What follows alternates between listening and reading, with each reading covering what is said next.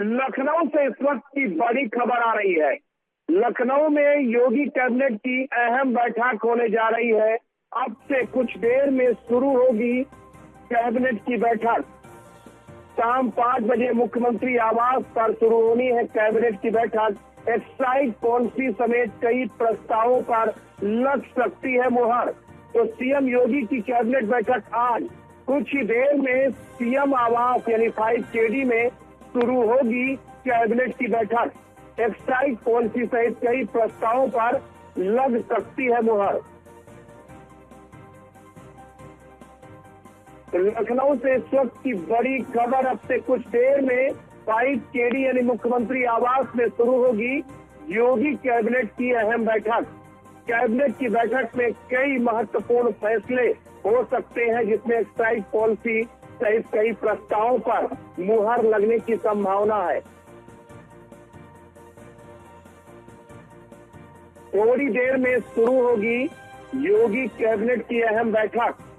मुख्यमंत्री आवास में ये बैठक होने जा रही है। सीएम योगी की अध्यक्षता में कैबिनेट की बैठक होगी। एक्साइज पॉलिसी सहित कई प्रस्तावों पर लग सकती है मुहर। लखनऊ से बड़ी खबर, कई अहम प्रस्तावों पर लगेगी मुहर। योगी कैबिनेट की बैठक आज अब से कुछ देर में 5KD में शुरू होगी योगी कैबिनेट की अहम बैठक।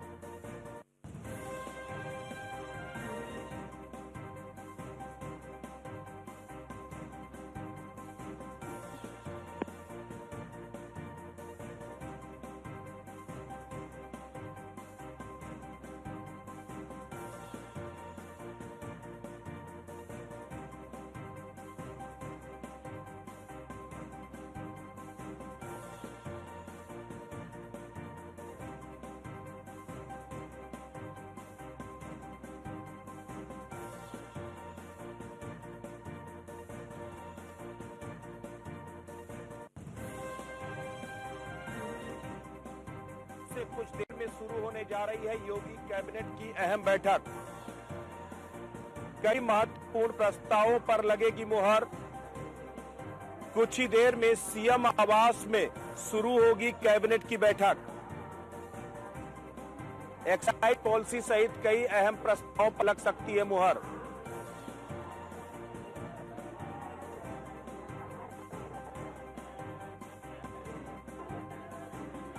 इससे पहले योगी मंत्रिमंडल की बैठक कुंभ क्षेत्र में हुई थी और अब सीएम आवास में होने जा रही है कैबिनेट की अहम बैठक।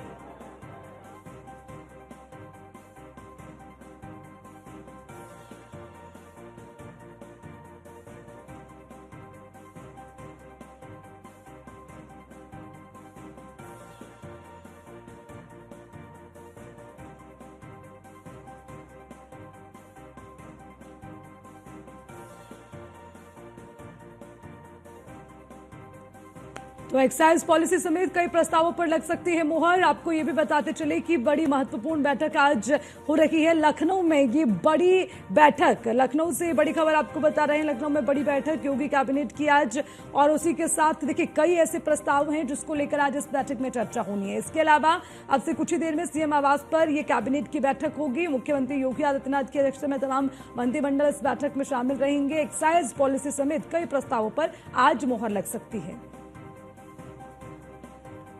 और इसी खबर पर ज्यादा जानकारी के साथ हमारे संवाददाता एसके वाजपेयी हमारे साथ जुड़े हुए हैं। सीधा उनका रुख कर लेते हैं। एसके वाजपेयी, देखिए अब कुछ ही समय बाकी है बैठक शुरू होने में, इस पर भी अपडेट आपसे लेंगे। उसके अलावा इस बैठक के मायने क्या है, क्योंकि समझना होगा, देखिए बजट को लेकर भी बात होनी है। उसके अलावा अब जो है हम एक्साइज पॉलिसी की बात कर रखे हैं, और उसके अलावा कई ऐसे प्रस्ताव हैं जिनको लेकर आज उम्मीद है कि फैसला लिया जा सकता है। उस पर एक एक बिंदु पर आप जरा हमें विस्तार से जानकारी दीजिए एसके वाजपेयी।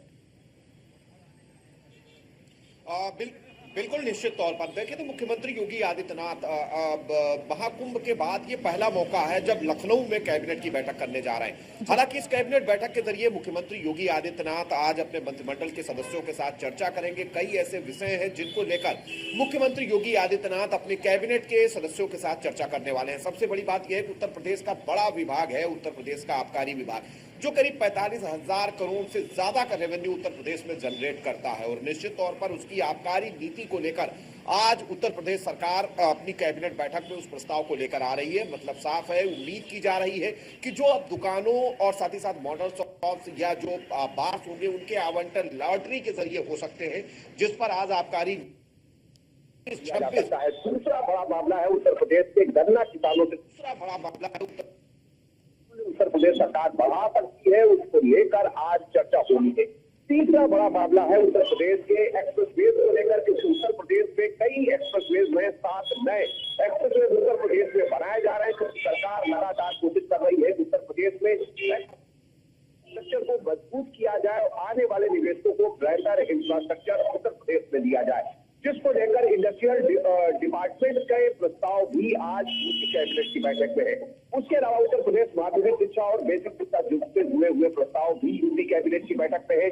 सबसे अहम बात यह है कि इस बार उत्तर प्रदेश सरकार अब तक के 2017 जब योगी आदित्यनाथ उत्तर प्रदेश के पहली बार मुख्यमंत्री बने थे तब से लेकर अब तक का सबसे बड़ा बजट उत्तर प्रदेश सरकार लाने वाली है। हालांकि अगर हम 2017 की बात करें तो इस दौरान करीब 3,60,000 करोड़ का उत्तर प्रदेश का बजट हुआ करता था। पिछले वित्तीय वर्ष में सरकार ने करीब 7,60,000 के करीब उत्तर प्रदेश ने अपना बजट प्रस्तुत किया है, जिसमें मुख्य बजट और अनुपूरक बजट शामिल है। हालांकि इस बार के बजट का आकार करीब 8 लाख करोड़ हो सकता है, क्योंकि उत्तर प्रदेश को 3.92 लाख करोड़ रुपए केंद्र सरकार के बजट से भी मिले हैं। तो ऐसे में उत्तर प्रदेश का जो वित्त विभाग है अपने बजट को अंतिम रूप दे रहा है। लगभग सभी विभागों की प्राप्तियां ले ली गई है, जिनको आज यूपी कैबिनेट की बैठक में रखा जाना है। निश्चित है कि यूपी कैबिनेट में इन विषयों को लेकर भी चर्चा होगी, क्योंकि महत्वपूर्ण बैठक मुख्यमंत्री योगी आदित्यनाथ की अध्यक्षता में अब से थोड़ी देर बाद उत्तर प्रदेश के मुख्यमंत्री योगी आदित्यनाथ के सरकारी आवास 5 कालिदास मार्ग पर होने वाली है। आप देख सकते हैं मेरे पीछे कुछ हल्की चहलकदमी भी अब यहाँ पर होनी शुरू हो गई है और अब धीरे धीरे मुख्यमंत्री योगी आदित्यनाथ ठीक है। इसके वजह में आपके पीछे की तस्वीरें हम नहीं देख पा रहे, लेकिन क्योंकि बैठक शुरू होने वाली, आप खुद वहां पर मौजूद है, हमें अपडेट दे दीजिएगा और लगातार अपडेट भी आपसे हम लेते रहेंगे। और बहुत बहुत शुक्रिया एसके वाजपेयी आपका तमाम जानकारी के लिए। तो लखनऊ में बड़ी बैठक होने जा रही है कैबिनेट की, और इस कैबिनेट में जैसे कि एसके वाजपेयी ने बताया कि अब हलचल शुरू हो गई है, क्योंकि बैठक भी शुरू होने वाली है और उसी में इस बैठक में कई बड़े मुद्दे हैं जिनको लेकर आज चर्चा होनी है, कई बड़े प्रस्ताव जिनको मंजूरी मिल सकती है। तो अब से कुछ ही देर में सीएम आवास पर एक कैबिनेट की बैठक होगी।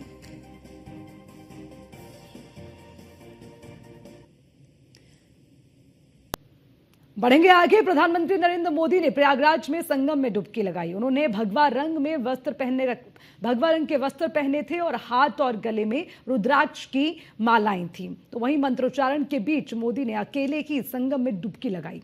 स्नान के बाद पीएम मोदी ने सूर्य को अर्घ्य दिया और करीब 5 मिनट तक मंत्र का जाप करते हुए सूर्य पूजा की।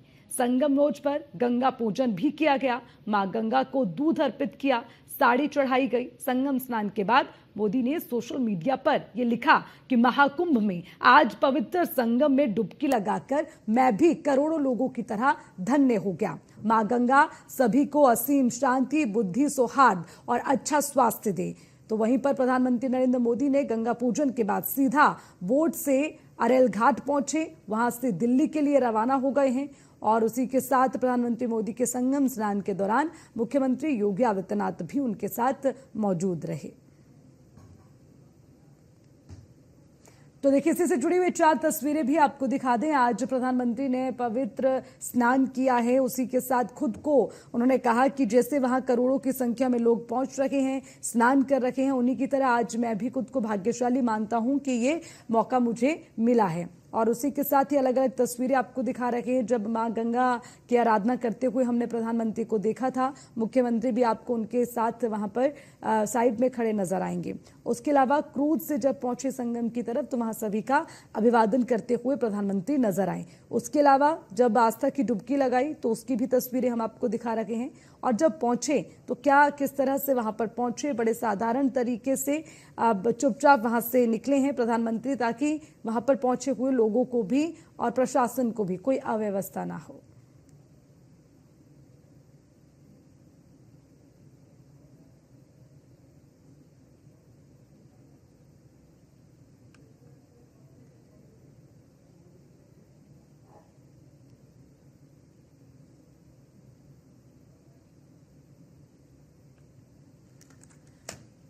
तो प्रधानमंत्री नरेंद्र मोदी ने संगम में स्नान के बाद गंगा की आराधना की है और मां गंगा में डुबकी भी लगाई, संगम पर स्नान किया। तो उसी के साथ प्रधानमंत्री ने ये भी कहा है कि आज का दिन उनके लिए भी बड़ा भाग्यशाली है, सौभाग्यशाली खुद को मैं मानता हूं कि बाकी करोड़ों जो संख्या में लोग यहां पर पहुंचे, पवित्र स्नान किया और आज मैं भी उन्हीं की तरह धन्य हो गया। तो ये तस्वीरें भी आप देखिए और उसी के साथ एक अलग जो तस्वीर है वो प्रधानमंत्री की नजर आती है, क्योंकि वहां पर स्नान करने के लिए कई लोग पहुंचे, कई बड़े बड़े नेताओं को भी हमने देखा, लेकिन प्रधानमंत्री एक अलग ही रूप में नजर आते हैं। उन्होंने भगवा कपड़े पहने तो हाथों में रुद्राक्ष की माला लिए हुए फिर जाप करते नजर आए, सूर्य को अर्घ्य दिया, गंगा माँ को दूध का जो अभिषेक है उन्होंने किया, उन्हें साड़ी वहां पर उन्होंने दी, उसके बाद पूजा अर्चना करते हुए भी नजर आए।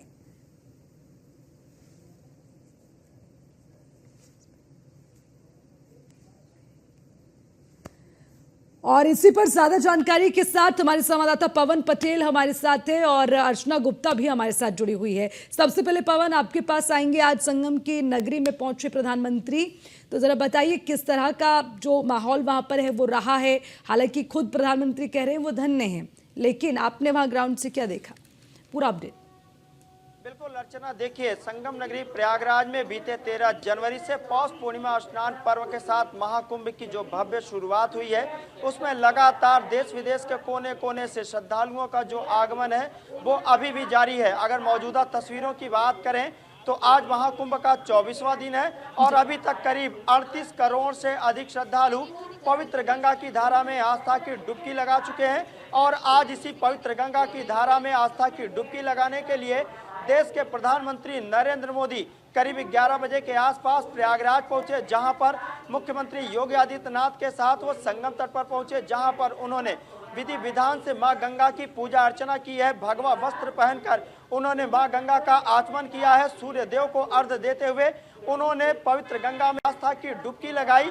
विधि विधान से पूजा करते हुए उन्होंने मां गंगा को चुनरी भी चढ़ाई है और ये तस्वीरें अपने आप में दिव्य नजर आई हैं, क्योंकि हम जब भी देश के प्रधानमंत्री नरेंद्र मोदी को किसी भी धार्मिक स्थान पर जाते हुए जब तप करते हुए देखे हैं तो वहां की जो अलौकिक तस्वीरें हैं वो अपने आप में बिल्कुल ये अलौकिक तस्वीरें हैं और अपने आप में एक संदेश देती है। अर्चना, देखिए जब भी हम प्रधानमंत्री को इस रूप में देखते हैं तो एक अलग ही चीज नजर आती है, मंत्रोच्चारण, पूजा अर्चना और उसके साथ एक संदेश देना। खुद कह रहे हैं करोड़ों लोगों की तरह मैं भी आज धन्य हो गया।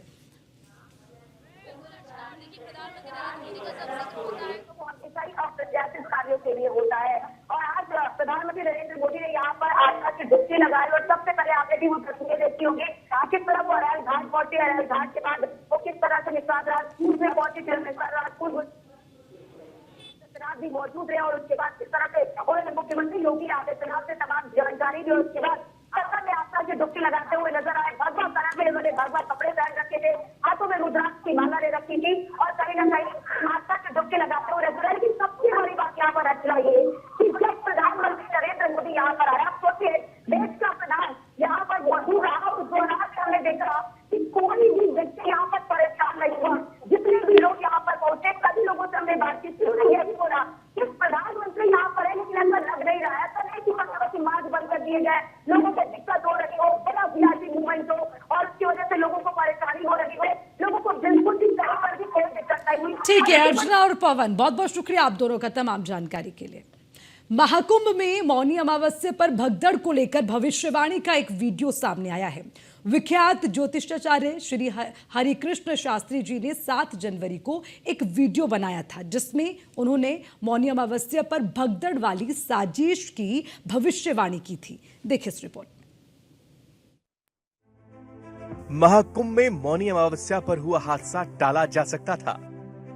क्या भगदड़ में जान गंवाने वालों की जिंदगी बच सकती थी?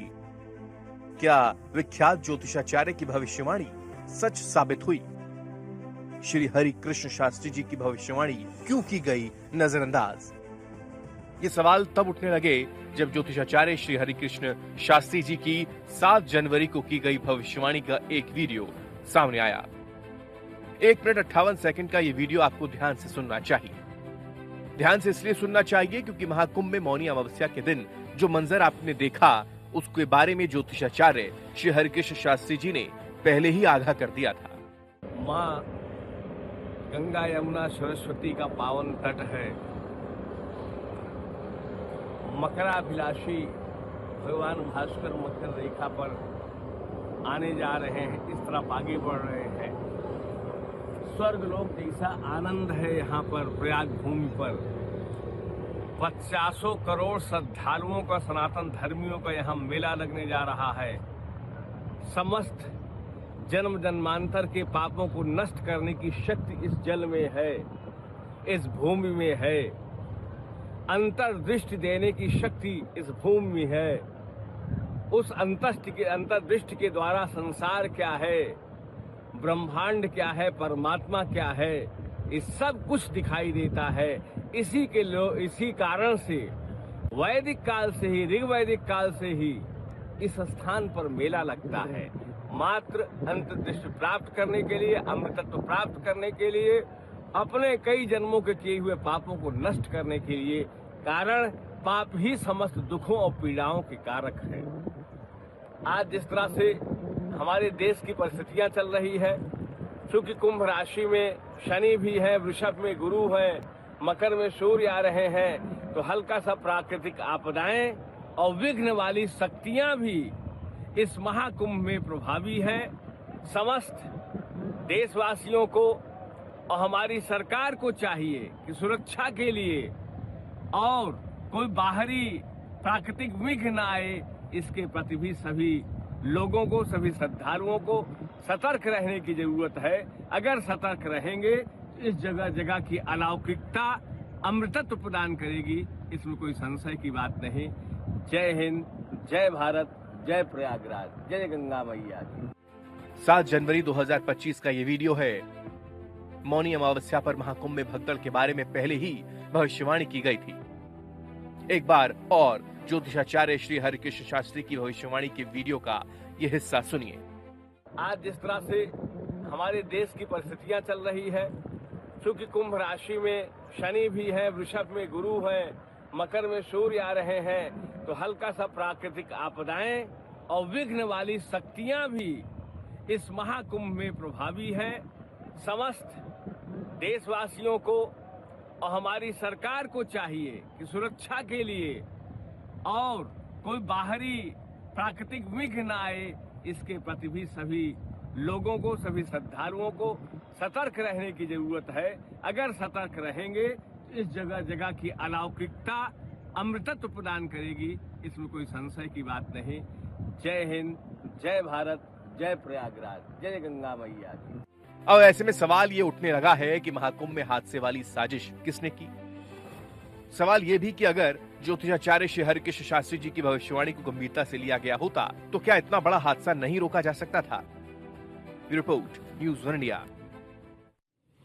तो श्री हरिकृष्ण शास्त्री जी को हमने सुना और अब न्यूज़ 1 इंडिया पर हमारे साथ ज्योतिषाचार्य श्री हरिकृष्ण शास्त्री जी जुड़ गए हैं। शास्त्री जी, बहुत बहुत स्वागत है आपका न्यूज़ 1 इंडिया में। और पहला सवाल यही कि अभी हम एक वीडियो भी देख रखे थे और आपसे जानना भी चाहेंगे, आपकी भविष्यवाणी सच हुई, लेकिन अगर उस पर पहले ध्यान दिया जाता तो शायद ऐसी स्थिति नहीं बनती। अब जो हुआ उस पर आपकी पहली प्रतिक्रिया क्या? देखिए, पहली बात तो ये अवश्यंभावी घटना थी। जैसे हम लोग देख रहे हैं कि जैसे बताया ना कि ब्रह्मांड में शनि के प्रभाव में पूरा कुंभ चल रहा था उसी दिन अमेरिका में 2 जहाज व्हाइट हाउस के बगल में एक्सीडेंटेड हो गए, 100 लोग हताहत हुए थे। तो मूलतः शनि चंद्रमा विषयोग का प्रभाव पूरे पृथ्वी पर था। अगर अमेरिका जैसे देश सुविकसित देश में ये घट सकता है, उसी प्रकार से यही प्रभाव हमारे कुंभ में आया था। तो ये अवश्यंभावी घटना थी, किसी भी तरीके से ये रोका नहीं जा सकता था, जो हम लोग ज्योतिषीय गणनाओं के द्वारा देख सकते हैं। ये शनि का प्रभाव था, होना ही था। शास्त्रों में कहा गया है, हेलो जी जी शास्त्री जी अपनी बात कहा गया है कि असंभवम हेम मृगस्य जन्मे तथापि रामो लुलुभे मृगाय प्रायः समासन्न विपत्ति काले धियो विपुंसाम मलिनी भवंती। जब जो घटना जब होने वाली होती है तो वहां के लोगों की बुद्धि भी वैसे मलिन पड़ जाती है। तो मूलतः ये अवश्यंभावी घटना थी, ग्रहीय प्रभाव था। जगत सर्वम ग्रहाधीनम, संपूर्ण ब्रह्मांड ग्रहों के अधीन है। ग्रह राज्यम प्रेक्षन्तु, ग्रह राज्यम हरन्दिचा, ग्रह ही राज्य प्रदान करते हैं। और सबसे बड़ी बात, इस घटना को बहुत कमतर इसलिए हुआ कि हमारी योगी सरकार ने त्वरित कार्रवाई की। अग्निकांड की घटनाएं हुई, तुरंत कार्रवाई के द्वारा आधा घंटा के अंदर भगदड़ रोक दिया गया। जो बहुत बड़ी घटना होने वाली थी, ये कंट्रोल होकर के छोटी घटना में निकल शास्त्री जी लेकिन जो आपका वीडियो हम देख रहे हैं, बिल्कुल जैसा आप कह रहे हैं वैसी ही स्थिति मौनी अमावस्या के दिन हुई है। आपने इसमें यह भी कहा कि अगर आप सतर्क रहेंगे, सावधान रहेंगे तो इससे बचा जा सकता है। तो यानी कि ये माने शास्त्री जी कि अगर पहले से सतर्क होते, अलर्ट होते तो ऐसी दुविधा नहीं होती। देखिए, अगर इस चीजों को देखे, जो हमने बोला है ज्योतिष वेदों का नेत्र है, ये हमारी गणनाएं थी, ये हमने अंतर्दृष्टि के द्वारा प्रत्यक्ष देखा था। लेकिन वह जब तक घटनाएं घट नहीं जाती, लोग सीरियस होते नहीं, ज्योतिष को सीरियसली लेते नहीं है। अक्षरशः 100% मुझे दिखाई दे रहा था कि आने वाले समय में ये घटनाएं घटेंगी। तो लेकिन अवश्यंभावी घटनाएं घटेंगी। मैं एक गार्जियन, एक नागरिक, प्रयागराज के नागरिक होने के कारण मैंने अपने लोगों को, अपने सरकार को, सनातन धर्मियों को सतर्क किया था। लेकिन इस सतर्कता के कारण ही कम से कम घटना घटी है, बहुत बड़ी भीषण रूप नहीं हो पाया। जहाँ 10 करोड़ लोग थे, केवल 30 लोगों के हताहत हुए हैं। ये सरकार की सतर्कता का ही परिणाम है। लेकिन शास्त्री जी देखिए, एक सवाल आज भी सबके जहन में है कि ये जो हुआ ये क्या था, यानी कि क्या इसके पीछे किसी ने कोई साजिश रची थी? आप क्या कहेंगे? हमारे अनुसार 100% सनातन विरोधियों की साजिश है। जो कुंभ में आग लगी थी वो एक प्राकृतिक आपदा थी, लेकिन इस घटना के पीछे मैं साजिश देख सकता हूं, इसमें कोई डाउट नहीं है। लेकिन ये घटना होनी ही थी, चाहे हादसों के रूप में आए, चाहे साजिश के रूप में आए।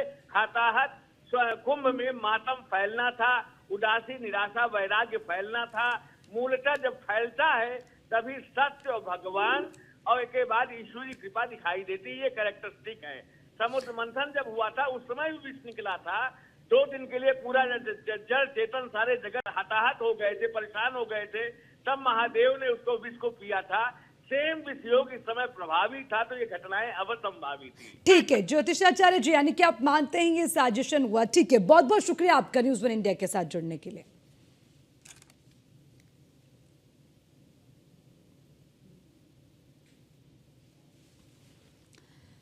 खबरों में पढ़ेंगे आगे। दिल्ली विधानसभा चुनाव के साथ अयोध्या की मिल्कीपुर सीट पर भी आज उपचुनाव हुआ, जहां बड़ी संख्या में लोगों ने अपने मत का इस्तेमाल किया।